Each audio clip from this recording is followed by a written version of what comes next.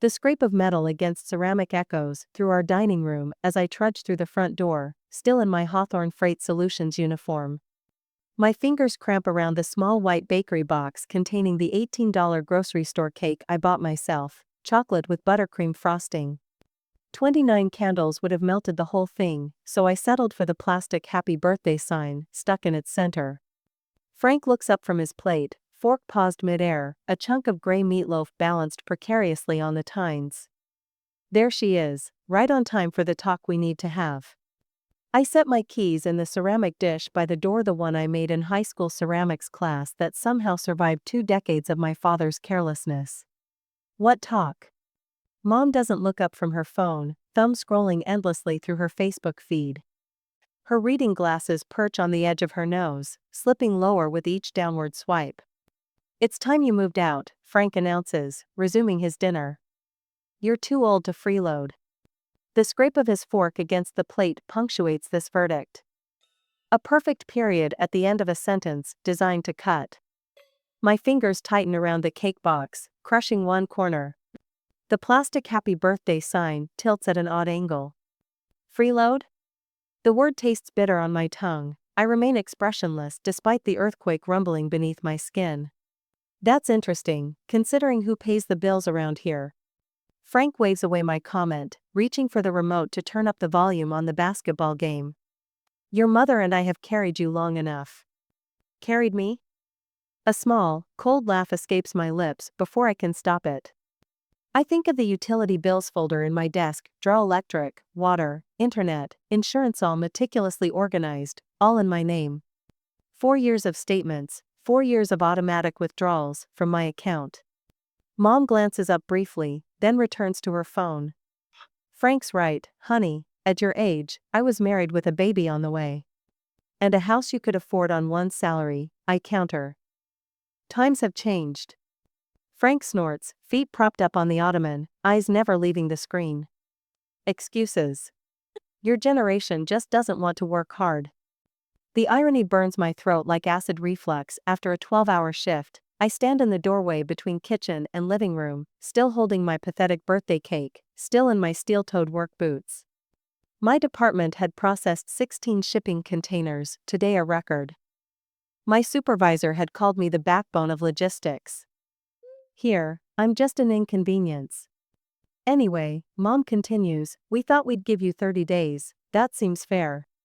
30 days, the mortgage payment comes due in 30, the one I've been covering for the past 4 years after Frank's roofing accident and Mom's county clerk position was eliminated in budget cuts. I place the cake box on the counter and reach for the refrigerator. Inside sits the leftover meatloaf, plastic wrap stretched tight across its surface. Cold dinner again, no card, no candle. No acknowledgement that 29 years ago today, I entered their world.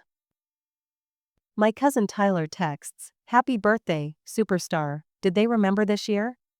I don't answer. Tyler knows. He's been telling me to leave for years. I hear Mrs. Wilcox's daughter is renting that duplex on Maple, Mom offers, still scrolling. It might be in your price range. Mrs. Wilcox, who just last week said to me over her fence, I don't know what that family would do without you, dear. Mrs. Wilcox, who sees what my parents refuse to acknowledge. I slice into my birthday cake, right through the plastic sign. The frosting smears across the knife. I don't bother with a plate. Did you hear me? Frank calls from his recliner. 30 days. I heard you. I lift a forkful of cake to my mouth. It tastes like sawdust and obligation. 4 years ago, when I moved back home after college, it was supposed to be temporary, 6 months, tops. Then Frank fell off Johnson's roof. 3 cracked vertebrae, no disability insurance. Mom lost her job 3 months later. Their mortgage went into forbearance. I stepped in, one bill at first, then another. Soon, I was carrying the whole household, while they carried on with their lives. The basketball game roars from the television. Someone scored. Frank cheers. Mom likes a neighbor's vacation photo. Neither notices the tremor in my hands or the calculation running behind my eyes. You don't have to move far, Mom says, finally looking up. We still want to see you for Sunday dinners. The fork clatters against the counter. Sunday dinners. I repeat the words like they're in a foreign language. The ones I cook? Frank sighs heavily, the sound of a man bearing an impossible burden. Don't start, Brielle, you know your mother's arthritis acts up when she cooks. Mom's arthritis, that mysteriously disappears when she's planting flowers or rearranging furniture. Mom's arthritis doesn't prevent her from baking Christmas cookies for the church bazaar, but makes preparing a family meal impossible. I wash my fork in the sink, watching suds swirl down the drain. 4 years of my life circling the same drain. 4 years of missed promotions, declined transfers, sleeping on office couches during inventory weeks to be close to home. I'm going to bed, I announce to no one in particular. Don't forget to take out the trash, Frank calls after me. I pause on the stairs, my hand gripping the banister so tight my knuckles turn white. Sure thing, Dad. Later, when the house falls silent, I stare at the ceiling above my childhood bed. The glow-in-the-dark stars I stuck there at age 10 have long since lost their luminescence. I twist my watch, a graduation gift I bought myself, and check the time. Midnight. My birthday is officially over. I had no idea that being called a freeloader would be the best birthday gift my father ever gave me. 30 days until the mortgage payment comes due, the one I've been covering for the past 4 years. 30 days to decide whether to keep carrying a family that sees me as a burden rather than a blessing. I smile in the darkness. For the first time in years, I know exactly what to do. 12 hours after my birthday eviction notice, at 2:17 a.m., while my parents slept soundly down the hall, I sat cross-legged on my childhood bed, bathed in the blue glow of my laptop screen. The house creaked and settled around me like an old confession. I pulled up my banking app and typed in my password. 4 years of statements spread before me like crime scene evidence. I clicked on the most recent mortgage payment, $1,286.42. The same amount I'd paid for 48 consecutive months, while Frank told his buddies at the VFW that the bank was working with him on modified payments.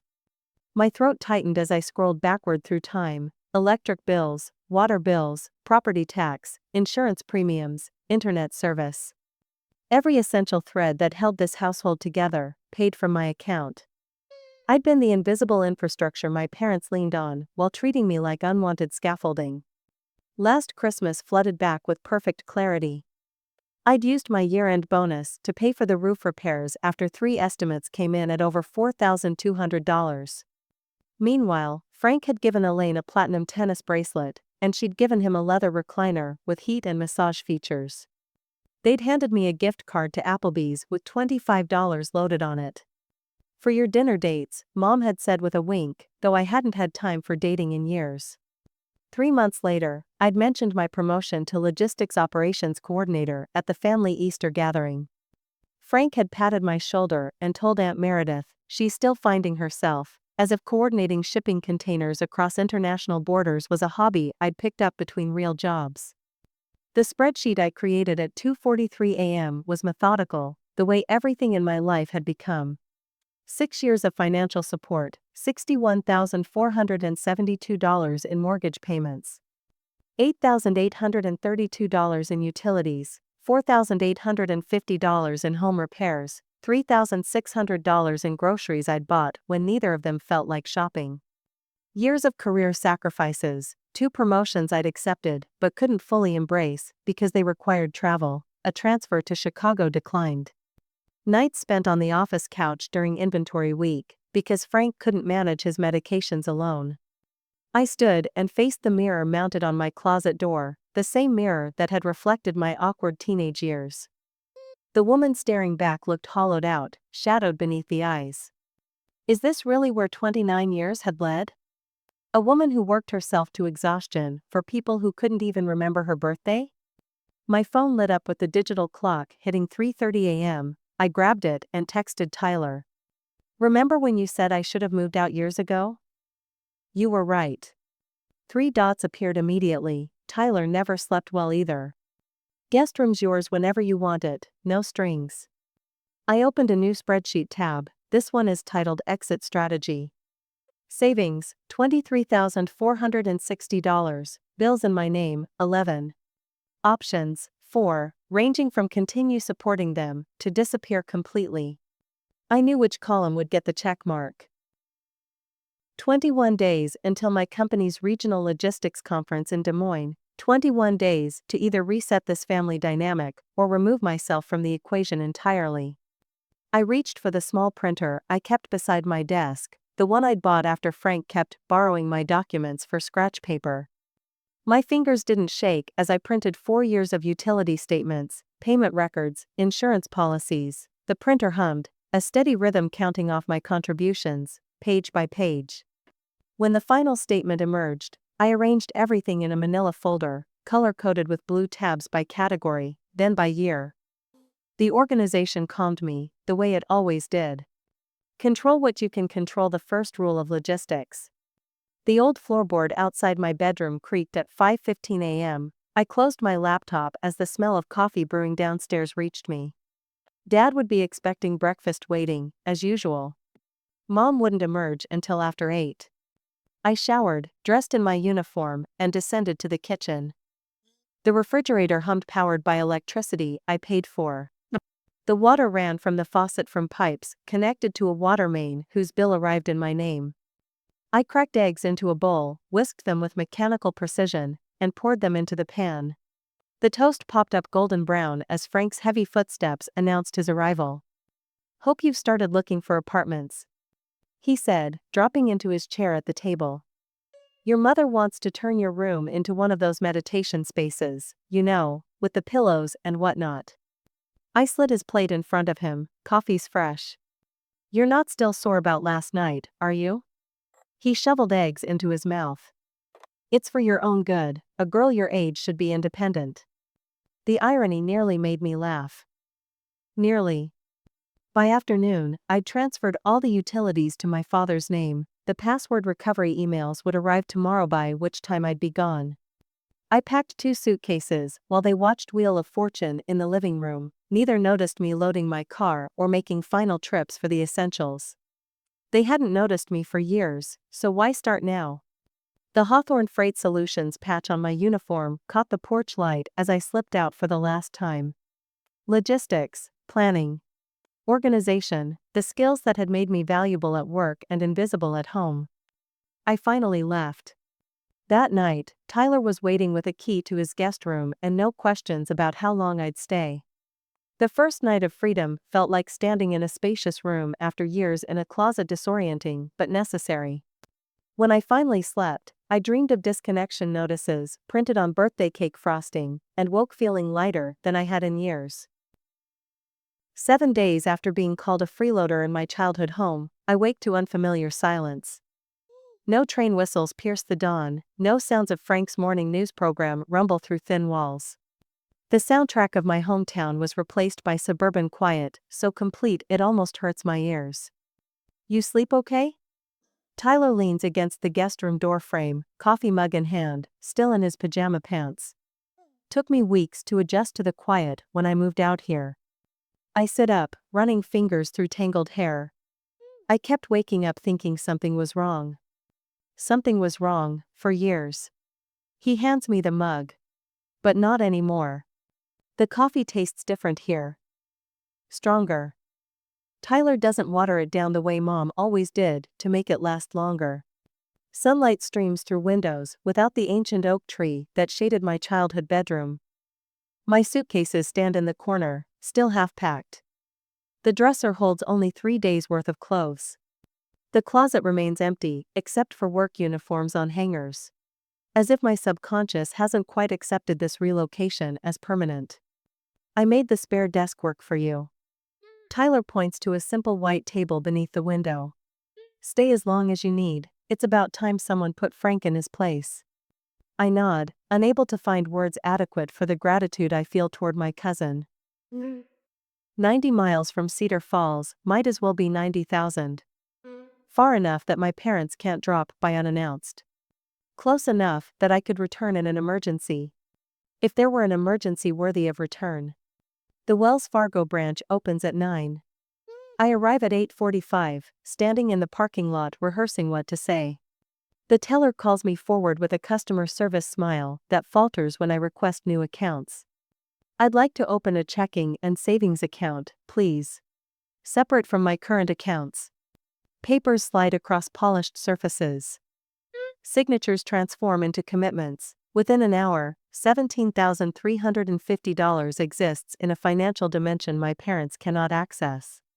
I leave $6,110 in the original account for automatic bill payments, the ones I've decided to honor for now. The branch manager hands me temporary checks and a paperwork folder. Your new debit card will arrive within 5 business days. Thank you. The weight of the folder feels lighter than expected for something representing financial independence. Back in Tyler's guest room, I create a spreadsheet titled Disconnection Schedule. Electric, $160 month. Internet, $95 month. Car insurance, $700 quarter. Water, $72 month. Each bill with its own disconnection date highlighted in yellow. 10 days until the first notices would arrive at my parents' house. 10 days before they'd realize exactly what they'd lost. My finger hovers over the cell containing their car insurance. The policy that covers Mom's Buick and Frank's ancient pickup. Without it, they couldn't legally drive. Without driving, they couldn't get groceries, go to doctor appointments, or visit friends. I change the highlighting from yellow to orange. A mental note to reconsider. Knock knock. A woman's voice comes from the hallway, followed by the appearance of a silver-haired lady in slacks and a cardigan. Tyler said I'd find you here. Miss Dawson. Hi. I stand, smoothing wrinkles from my shirt. Marjorie, please. Only my students called me Miss Dawson, and that was before I retired. She smiles, crow's feet deepening around bright eyes. Tyler says you're good with computers. My grandson set up all my accounts and then moved to Colorado. I can't figure out how to pay my electric bill online. Spreadsheets and revenge can wait. I gesture toward the desk. I'd be happy to help. 3 hours later, Marjorie has organized bookmarks for all her billing websites, a password manager, and a tutorial document I created with screenshots. This is wonderful. She pats my hand. I'll pay you what I paid my grandson. He charged me $50 an hour, which seemed fair, since he has a computer degree. Oh, that's not necessary. Nonsense, work deserves payment. She pulls out her checkbook before I can protest further. You know, Jenkins Logistics over on Mercer Avenue is looking for consultants who know FourKite's tracking systems. My brother-in-law mentioned it at Sunday dinner. The name rings familiar from industry newsletters. Larger operation than Hawthorne. Better benefits. Potential for remote work. Thank you, I say, accepting both check and information with equal gratitude. Later, I discovered my parents' utility bills in my documentation folder. Years of payment records, confirmation numbers, account details. Proof of my invisible support. My finger hovers over the shredder button. Not yet. Instead, I label a new folder. Evidence. Color, coded tabs, separate categories, utilities, insurance, home repairs. Medical bills. Each page represents months of my life spent carrying their financial burden. Tyler finds me organizing paperwork after dinner. Only you would code your revenge documents. He laughs, but his eyes hold understanding rather than judgment. It's not revenge. I close the folder. It's evidence. Of what? The question hangs between us as trainless silence fills the room. Evidence of what, exactly? That I'd been used? That they'd taken me for granted? That everything they claimed about my dependency was projection of their own? I'm not sure yet, I finally answer. But when I figure it out, I'll be ready.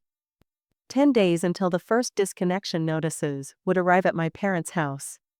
10 days before they'd realize exactly what they'd lost. I slept straight through that night for the first time in years.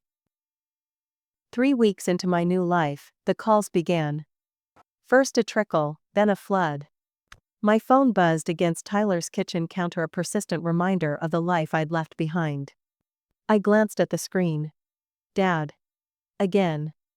14 missed calls in one day, Tyler observed, sliding a mug of coffee toward me.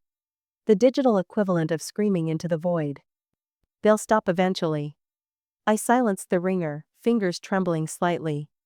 The action felt both liberating and terrifying, like cutting a rope while dangling from a cliff. You could block them, Tyler suggested, leaning against the counter. Not yet.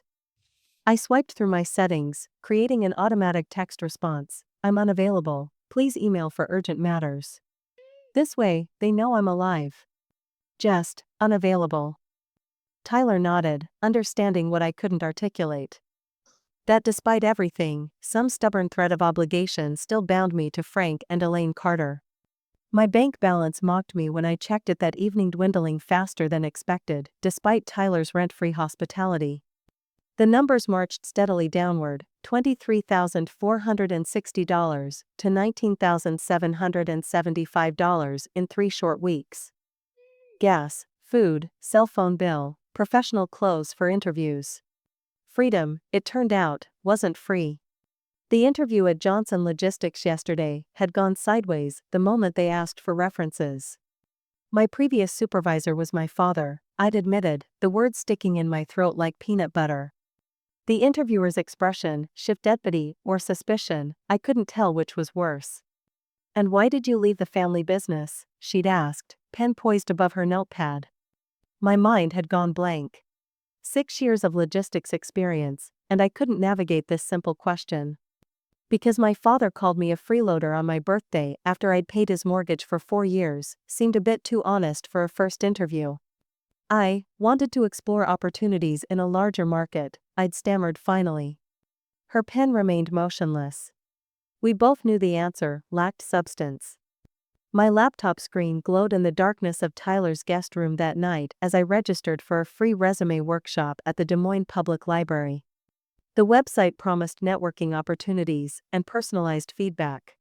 I needed both desperately. Family businesses are complicated, the career counselor said 2 days later, peering at my resume over reading glasses. Her name tag read, Barbara, and she smelled like peppermint and photocopier toner. Let's focus on professional contacts outside your family. There aren't many, I admitted. I was always on call for my parents' needs. Didn't leave much room for building my own network. Barbara tapped her pen against her notepad. Everyone starts somewhere. What about clients, vendors? Anyone who saw your work firsthand? I thought of Mrs. Wilcox, of Tyler, of the FedEx driver who'd commented on my efficient loading system. Not exactly the professional references most employers wanted. Write this down, Barbara instructed, sliding a notepad toward me. I relocated to pursue professional growth opportunities in a larger market. That's what I tried at my last interview, I said. It didn't sound convincing. Then we practice until it does. Barbara's tone brooked no argument. Again, why did you leave your previous position? We repeated the exercise 7 times. By the 8th, my voice no longer wavered. Back at Tyler's, I practiced in front of the bathroom mirror until midnight, watching my expression shift from uncertain to confident. I relocated to pursue professional growth opportunities in a larger market. The words still felt hollow, but at least they no longer tasted like lies. 48 hours until my interview with Midwest Transport Solutions. 48 hours to craft a narrative that didn't involve family betrayal. The mail arrived the next morning with a cruel surprise: utility disconnection notices, forwarded from my parents' address. The electric company's bold red lettering warned of imminent service termination. The water bill showed 2 months of missed payments. A sharp pang of guilt stabbed between my ribs. My finger hovered over Frank's contact information. Not yet, I need them to understand what I provided before I open any channel of communication. I filed the notices in my growing evidence portfolio color-coded tabs separating bills by type and date. Only you would code your revenge documents, Tyler commented, finding me labeling folders at the kitchen table. It's not revenge, I countered, though the word held a certain appeal. It's documentation. Tyler raised an eyebrow, but said nothing. On the interview day, the Midwest Transport Solutions office smelled like fresh carpet and coffee. The interviewer, a square-jawed man named Richard, skimmed my resume with surprising attention. "You implemented the Four Kites tracking system at Hawthorne?" he asked, looking up. I nodded. "Reduced tracking errors by 23% in the first quarter. We had a logistics failure last week in our Minneapolis hub. Tracking showed packages delivered, but they were sitting in our warehouse. Any thoughts on what might have happened?" The question ignited something in me, a familiar problem-solving thrill. For 20 minutes, I diagrammed potential failure points, suggested troubleshooting methods, outlined implementation strategies. Richard's expression shifted from polite interest to genuine engagement. "You know your stuff, Miss Carter." By the interview's end, Richard leaned back in his chair. "We'd like to offer you the position. Starting salary of $62,000 annually, with full benefits after 90 days. The figure hung in the air between us. 6 years ago, I would have accepted immediately, grateful for any offer. Instead, I heard Barbara's voice in my head, "Know your worth." "I appreciate the offer," I said, my heart hammering against my ribs. Based on industry standards for someone with my experience and certifications, I was expecting closer to $68,500. The words left my mouth with surprising steadiness. Richard's eyes widened slightly, and I fought the urge to backpedal, to apologize, to accept whatever scraps were offered. "You've done your research," he said finally, with an impressed nod. "Let me see what I can do." 3 days later, the offer letter arrived in my email, $66,750 annually, with a signing bonus. If you've ever had to revalue yourself after years of being undervalued, you know exactly how those numbers felt on the page. Not just salary vindication. I was halfway through signing the acceptance letter when my email notification chimed. The subject line froze my fingers above the keyboard. "Emergency, everything is off." The preview text flickered on my screen. "Don't understand what's happening. Your mother is beside herself." I set down my pen and took a deep breath. The moment of reckoning had arrived sooner than expected. Let them wait and be anxious of what comes next. 6 weeks after walking away from my parental home, I sat across from Rita Henderson at Cedar Falls Legal Aid. My fingers traced the edge of my utility bill folder, now thick with 6 years of documented financial support. "So you were the primary financial provider for 6 years without formal agreement or acknowledgement?" Rita asked, her pen tapping deliberately against her legal pad. Each tap marked another piece of evidence in my favor. I nodded, sliding the mortgage statements toward her. "Since Frank's accident and Mom's layoff, the day I graduated college, really." Rita adjusted her reading glasses, scanning the documents with practiced efficiency. At 63, her silver-streaked bob framed a face that had weathered decades of family disputes. She wore no wedding ring but kept a framed photo of a golden retriever on her desk. "Your record-keeping is exceptional," she noted, flipping through my color-coded sections. "Most clients come in with shoeboxes of crumpled receipts, if anything at all." "I'm a logistics coordinator," I explained, straightening the stack. "Organization is in my blood." "And apparently not your father's," Rita murmured, examining Frank's rambling email, demanding access to our accounts. The morning sun slanted through dusty blinds, highlighting dust motes that danced between us. Outside her office window, Cedar Falls continued its Thursday rhythm, the town where I'd spent 29 years before finally breaking free. "People assume family financial abuse only happens to the elderly," Rita said, tapping her pen once more. "But I've seen plenty of cases like yours, adult children supporting parents who refuse to acknowledge the arrangement." My throat tightened. I never thought of it as abuse. "What would you call it when someone takes your money, denies your contributions, then threatens to sue you for abandonment?" Her question hung in the air, undeniable in its clarity. The previous weeks had transformed me. Morning runs along Des Moines River trails taught me to breathe without carrying others' burdens. Weekend workshops on financial planning replaced Sunday dinners cooking for my parents. My first therapy session had focused on boundaries, a concept as foreign to me as Mars. Rita sorted my documents into piles. "These records tell the story numbers alone can't convey." My phone buzzed with an email notification. Jerome Watkins, Frank's golf buddy and local attorney. The subject line glowed accusingly: legal notice, abandonment and financial neglect. I slid the phone toward Rita without opening it. She read quickly, her expression unchanged. "Forward that to me," she said calmly. "They're hoping you'll panic and resume payments."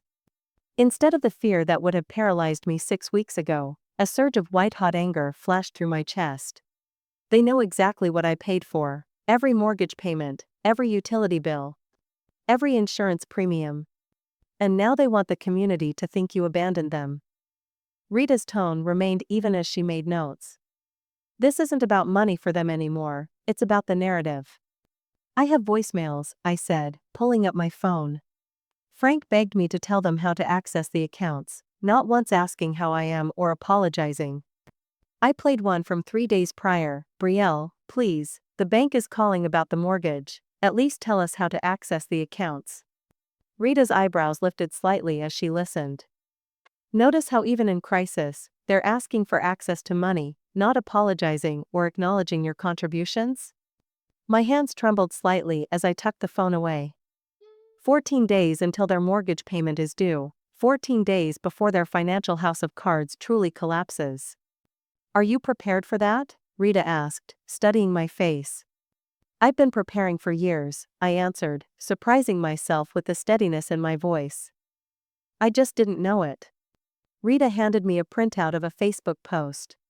"Frank's desperate public plea to our community: some daughters are raised to be grateful, some turn into snakes, ours left us sick, hungry, and abandoned." The comments section overflowed with sympathy and offers of help. People I'd known my entire life calling me heartless, cruel, ungrateful.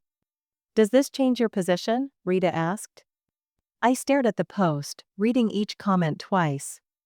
Mrs. Wilcox stood alone in my defense: there are always two sides to every story. "Filing a countersuit isn't about money," I said finally. "It's about correcting the narrative they're crafting about me in our community." Rita nodded, gathering the documents into her briefcase. "The court doesn't care about feelings, Brielle, they care about evidence, and you have 6 years of it right here." That evening, I forwarded the latest voicemail to Tyler. We sprawled across his living room floor with takeout containers from Golden Dragon. "Listen to this one," Tyler said, hitting play on a message from Frank. The desperation in my father's voice echoed through the speaker. "Your mother hasn't slept in days. How could you do this to us?" Tyler cleared his throat, mimicking Frank's gruff tone with theatrical flair. "Your mother hasn't slept in days because her gravy train derailed and she doesn't know how to work the microwave." A snort of laughter escaped me, followed by immediate guilt. Should I feel this awful for laughing? "No," Tyler said, passing me the container of orange chicken. "You should feel awful for subsidizing their lifestyle for 6 years while they treated you like a bank account with legs." I chewed thoughtfully, considering the legal documents spread across Tyler's coffee table. Tomorrow, Rita would file a formal response to Jerome's threat letter. The court date for mediation loomed just 3 weeks away. What if the judge sides with them? I asked, voicing my deepest fear. Tyler pointed his chopsticks at my meticulously organized evidence. "No judge in Iowa would look at those records and call you the villain. Frank and Elaine made their bed. Now they can lie in it and pay for the sheets themselves." I closed my eyes, picturing the courtroom confrontation ahead. For once, my parents would face someone they couldn't manipulate, someone armed with dates, dollar amounts, and documented facts. Besides, Tyler added, "I heard their GoFundMe for emergency household expenses raised a whopping $120. I opened my eyes. "That's less than one electric bill." "Truth has a way of spreading," Tyler said with a shrug. "Even in Cedar Falls." The morning of the Cedar Falls Community Bank foreclosure notice arrived with unexpected sunshinies if the universe were illuminating this pivotal moment. I smoothed my charcoal pencil skirt, straightened my blouse, and checked my watch. 2 hours until the mediation meeting that would either liberate me or chain me forever to Frank and Elaine's narrative. "You look like you're heading to battle, not mediation," Tyler said, leaning against the doorframe of his guest bathroom. He held out a travel mug of coffee. "Armor up." I accepted the mug, inhaling the rich aroma. In logistics, we call this preparing for all contingencies. In human speak, we call it kicking ass. Tyler winked. Rita called, she's meeting us there. Rita Henderson, my 63-year-old legal aid attorney, had become more than counsel over the past weeks, with her steel gray bob and reading glasses perpetually perched on her head. She reminded me of the high school librarian who once caught me crying over college applications and taught me how to apply for scholarships my parents couldn't afford. Cedar Falls Courthouse loomed ahead, its brick facade weathered by a century of Midwestern seasons. My parents' ancient Buick already occupied a space near the entrance. My stomach twisted. Remember, Tyler murmured as we approached the steps, they can only hurt you if you let them. An hour later, the conference room smelled of furniture polish and desperation. Frank and Elaine sat on one side, their attorney Jerome beside them. Frank's face flushed red when I entered, while Elaine studied her hands. Neither looked at me directly. Miss Carter, the mediator nodded, gesturing to the empty chairs. And this is? My cousin Tyler and my attorney, Rita Henderson. The distinctive sound of papers being passed around the conference table filled the silence, each page turning like chapters in a story they'd tried to erase. Rita had organized my records chronologically: utilities, mortgage payments, home repairs, medical bills, 6 years of financial history laid bare. As you can see, Rita began, her pen tapping deliberately against her legal pad with each point. Miss Carter has provided substantial financial support to her parents since returning home after college. What was intended as temporary assistance became their primary means of survival. Jerome leaned forward. My clients maintain they provided housing and housing? I couldn't help myself. The mortgage statements in front of you show who provided the housing. The mediator raised his hand. Let's proceed methodically. Rita continued presenting my case, explaining how I'd declined career advancement opportunities to remain close to home, how I'd diverted my retirement savings to cover their expenses, how I'd received no acknowledgement or gratitude. Frank's face darkened with each new document. When Rita mentioned the mediation was happening on what would have been the day of their mortgage foreclosure, he exploded.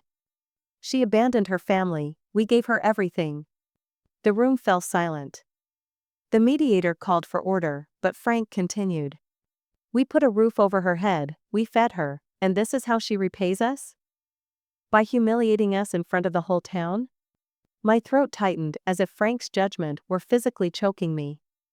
For a moment, I was 7 years old again, desperate for his approval.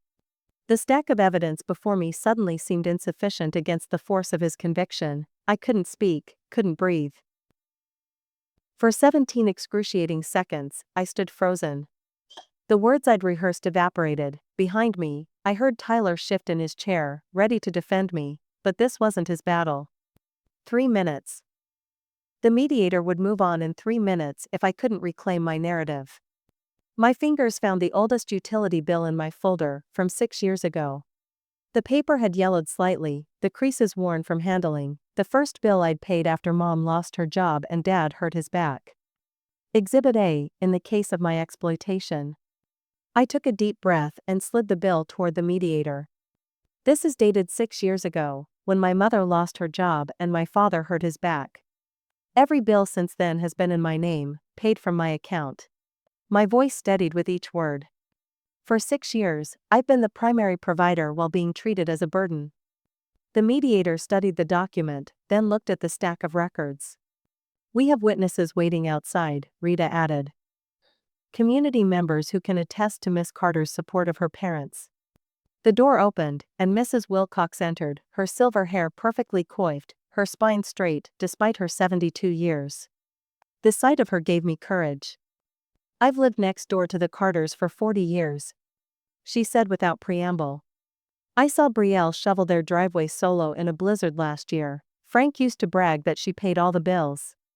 Frank's face contorted. That's not. Frank, Mrs. Wilcox cut him off. You told my husband at the 4th of July barbecue that Brielle's promotion meant you could finally repair the roof. Your exact words were, the girl's good for something after all.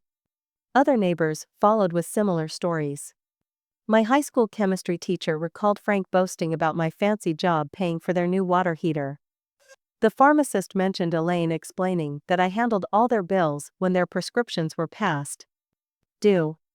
With each testimony, my parents shrank in their chairs. Jerome whispered urgently to Frank, who waved him off. The mediator reviewed the final documents before looking up. Based on the evidence presented, I strongly recommend dropping any claims against Miss Carter. Further pursuit could result in countersuit for financial exploitation. Frank turned a deeper shade of red. She's lying. The documentation suggests otherwise, the mediator replied calmly. You may want to reconsider your position. Elaine tugged at Frank's sleeve, whispering something I couldn't hear. For the first time, fear flickered across her face, not fear of losing me, but fear of consequences. As we gathered our things to leave, I felt lighter than I had in years. The truth was finally on record. No more hiding, no more silent sacrifice. Tyler pretended to drop an invisible microphone as we exited the courthouse, drawing a surprised laugh from me. The sound echoed against the marble walls, unfamiliar, but welcome. Next stop, reclaiming your life, Rita said, patting my shoulder. Those documents told quite a story. No, I corrected her, watching my parents through the glass doors, huddled with Jerome in defeated consultation. Those documents told the truth. The sunshine that had seemed symbolic that morning now felt genuinely warm on my skin. For the first time in 6 years, I didn't owe anyone anything. 24 hours after the mediation meeting revealed the truth to our entire community, I stood on Tyler's front porch folding laundry. The scent of fabric softener mingled with the crisp autumn air. My fingers worked methodically, transforming chaos into order, a small ritual that had always calmed my nerves. The sound of tires crunching gravel snapped my attention to the street. A familiar blue Buick sedan rolled to a stop in front of Tyler's house. My stomach clenched. Frank and Elaine Carter, arriving unannounced as if they had any right to my time or space. I set down the half-folded towel and straightened my shoulders. Tyler, I called through the screen door. They're here. Tyler appeared beside me, arms crossed. Want me to send them packing? No, I shook my head. I'll handle this.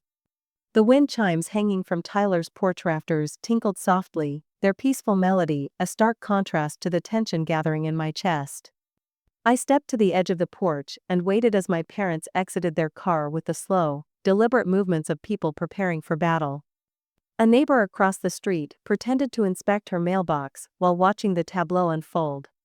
2 doors down, Mr. Patterson suddenly found his hedges in desperate need of trimming. Word traveled fast in this neighborhood. No doubt Tyler had shared pieces of my story. Brielle. My mother climbed the 3 steps to the porch, her hand clutching her purse strap so tightly her knuckles blanched white. You look, well. Frank hung back at the bottom of the steps, hands jammed in his pockets. His eyes darted to the neighbors before settling somewhere near my left shoulder. Can we talk inside? No, the word emerged softer than intended, so I repeated it. No, we can talk here. My mother glanced nervously at the neighbors. This is a private family business. Was it a private family business when Dad posted on Facebook that I abandoned you? My voice remained level, despite the heat crawling up my neck. When he told the entire town I left you sick and hungry? Frank shifted his weight, the porch step creaking beneath him. I was angry. And I was your financial support for 6 years. I folded my arms, mirroring Tyler's stance. Yet somehow, I managed not to publicly shame you. The wind chimes sang another gentle tune as a breeze stirred the autumn air. Mrs.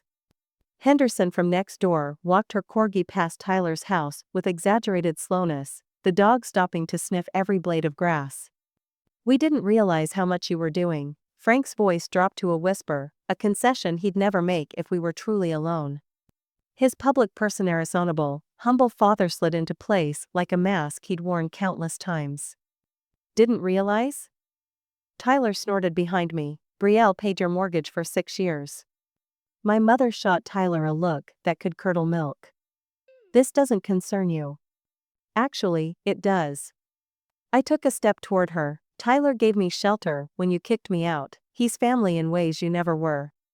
Frank climbed another step. The mediator made it sound like we took advantage of you. That wasn't the case. We thought we were teaching you responsibility. A laugh escaped my throat, harsh and unfamiliar. Responsibility? I worked 12-hour shifts while you watched basketball. I skipped promotions to stay close to home. I gave up my 20s caring for adults who could have cared for themselves. A woman pushing a stroller slowed her pace as she passed. Frank noticed and lowered his voice further. We didn't come to fight. The bank called about the mortgage again. The electricity got turned off yesterday. Your mother had to throw out everything in the refrigerator. My hands trembled, not with fear, but with fury. 6 years of silent support, and he still led with their needs rather than my pain. Actually, I am going to Chicago for the training program, I said.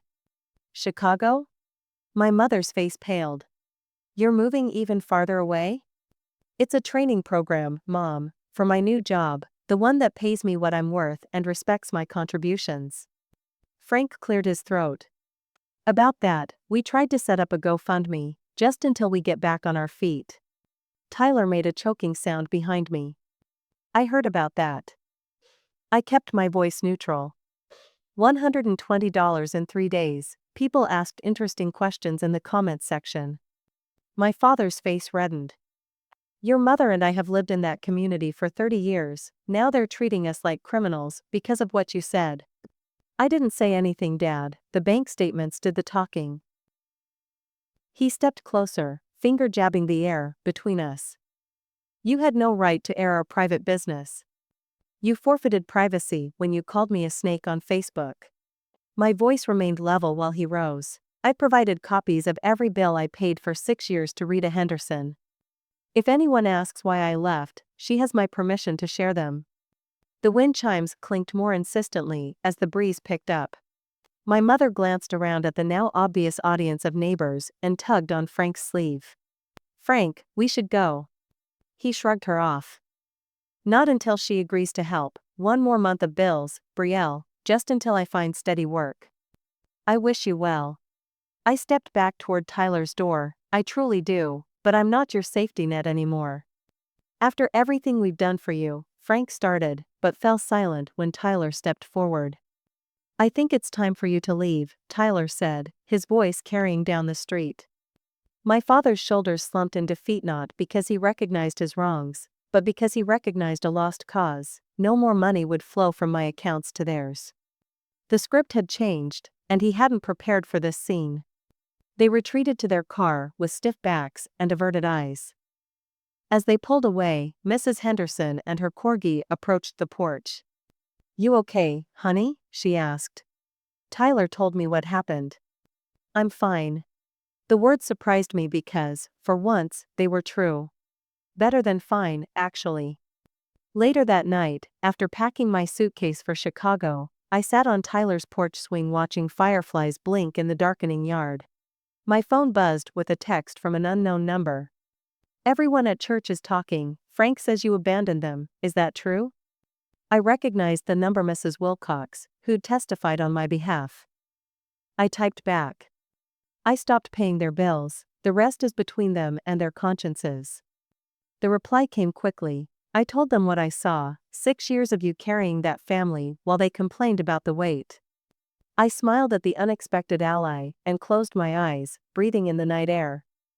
The wind chimes serenaded the darkness with their gentle song. 2 days later, Tyler brought me a letter that had arrived at house. Frank's handwriting on the envelope. I almost tossed it unopened, but something made me slide my finger under the flap. Brielle. We took you for granted. I don't expect forgiveness. Dad? 8 words, no excuses, no requests, just the barest acknowledgement of the truth. I filed the letter in the same folder where I kept the utility bill's evidence of a life where I had paid in both dollars and dignity. Neither accepting or rejecting his apology, I closed the folder and returned to packing for my permanent move to Chicago. Being called a freeloader on my birthday had indeed been a gift. It forced me to see my value even when those who should have valued me most could not. Standing on Tyler's porch, watching my parents drive away with empty hands and wounded pride, I realized that the weight I'd carried for years had never been mine to bear. The true burden belonged to those who would now learn to stand on their own feet, just as I had finally learned to stand on mine. 6 months after walking away from a home where I paid the bills but held no power, the last moving box surrenders to my scissors. I slice through packing tape, releasing the scent of cardboard and possibility into my one-bedroom apartment in Des Moines. The afternoon sun streams through uncovered windows, painting golden rectangles across hardwood floors that creak only under my weight. My weight alone. No one else's footsteps to anticipate, no one else's moods to navigate. I place my logistics certificates in simple black frames and hang them in the office corner near my desk. The promotion letter from Midwest Transport Solutions. We're pleased to confirm your new position as Regional Logistics Specialist sits beneath a paperweight shaped like Iowa. Tyler found it last weekend, insisting it was a proper housewarming gift. Perfect for the woman who finally put herself on the map, he'd said, tossing it to me with a grin. I run my fingers over the small balcony door handle, still unfamiliar in my grip. Outside, potted basil and mint catch the breeze, releasing their fragrance. The reading chair, the splurge I'd debated for 3 weeks before purchasing, waits with a throw blanket folded across its arm. The sound of my own key in my own lock still startles me, sometimes a simple rhythm that signals independence rather than obligation.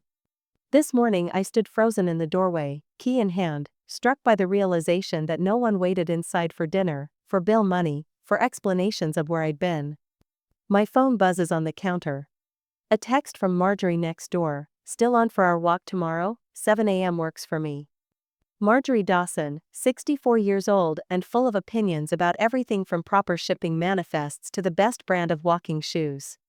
When she'd learned I was moving into her building, she'd appeared at my door the day after closing with a houseplant and a business proposition. I need someone to help me understand this investment portfolio my late husband left, she'd announced. Tyler says you understand numbers. I pay in homemade lasagna and good advice.